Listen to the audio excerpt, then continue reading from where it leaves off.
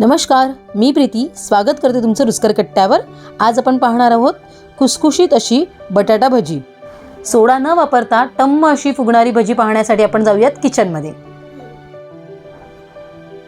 भजींसाठी आपण 2 बटाटे स्वच्छ धुवून ते असे स्लाइस करून घेतलेले आहेत आणि आपण 3 ते 4 पाण्यातून हे धुवून स्वच्छ काढून टाकलेले आहेत। त्यातला स्टार्च निघून गेलेला आहे।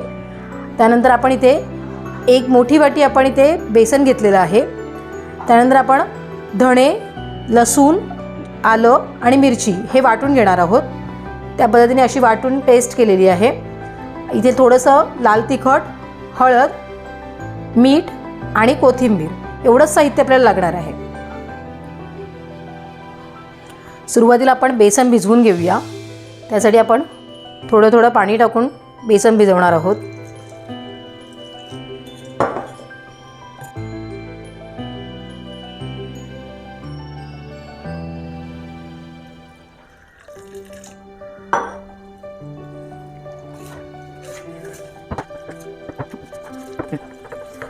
आपण पीठ व्यवस्थित असं भिजवून घेतलेलं आहे। साधारण आपल्याला एक 200 ml पाणी लागलेलं आहे।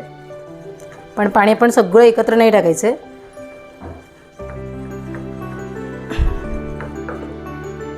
आपण ह्या कन्सिस्टन्सीवर पीठ भिजवलं आहे।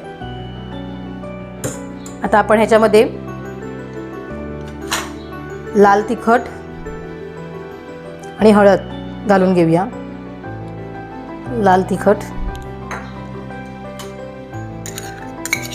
चवीप्रमाणे मीठ आणि आपण जे धणे, मिरची, आलं, लसूण जे वाटून घेतलेलं ना ते घालणार आहोत। याने बटाट्याच्या भजीला छान टेस्ट येईल आणि मिक्स करून घेऊया।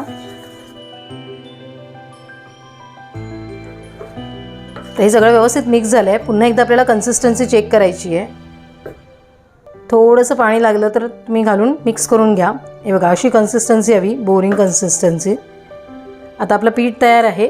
आपण थोडी कोथिंबीर घालणार आहोत आणि एकदा मिक्स करून घेऊया।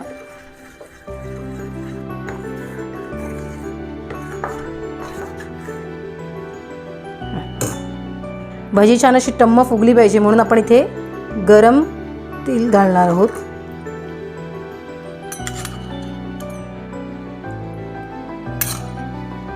आणि हे एकदा मिक्स करून घेऊया। काही जण भजीमध्ये सोडा टाकतात, पण आता इथे मी मोहन टाकलेलं आहे।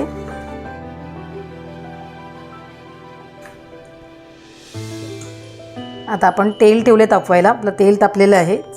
आता आपण भजी सोडूया। आपलं तेल तापलंय का आपण चेक करूया। चमच्याने थोडंसं बेसन याच्यात टाकूया। आपलं तेल व्यवस्थित तापलेलं आहे। आता आपण स्लाइस जे आपण केलेले बटाट्याचे ते याच्यात डीप करूया।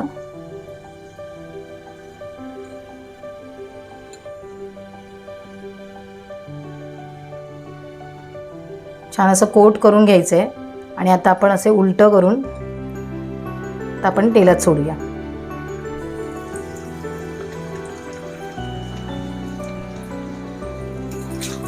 सुरुवातीला आधी आपण हलवायचं नाहीये। पण झाऱ्याने फक्त त्याच्यावर तेल सोडायचं आहे।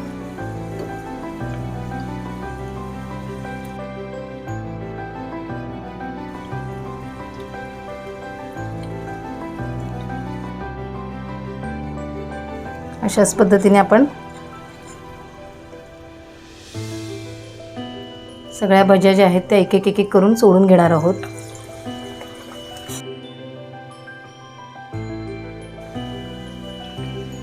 तुम्ही बघू शकता, आपण सोडा न टाकता भजी छान अशी मस्त फुगलेली आपली।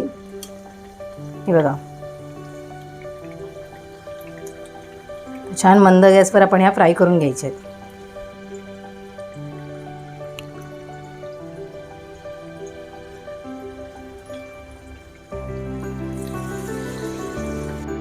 भजी मस्त अशी आलटून पालटून व्यवस्थित अशी फ्राय करून घेऊया। बघा भजी कशी फुगली आहे।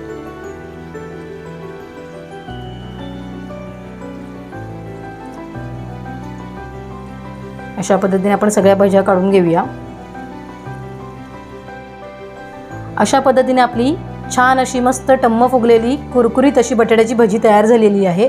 तर तुम्हीसुद्धा नक्की करून बघा आणि मला कमेंट्समध्ये सांगा कशी झाली होती.